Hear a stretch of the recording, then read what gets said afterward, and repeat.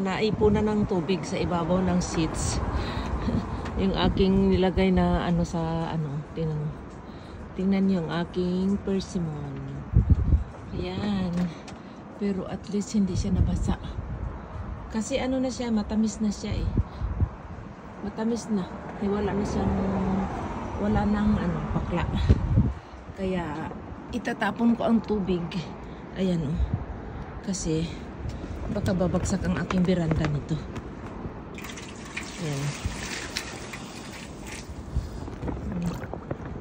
Kagabi grabe ang lakas ng ulan at ang ano, yung hangin. Ngayon may hangin pa rin pero okay na siya. Ayan.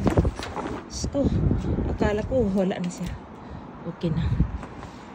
Ayan na siya guys. Bye for now. Ang aking persimmon is na. Lakas ng hangin pa rin. Ay.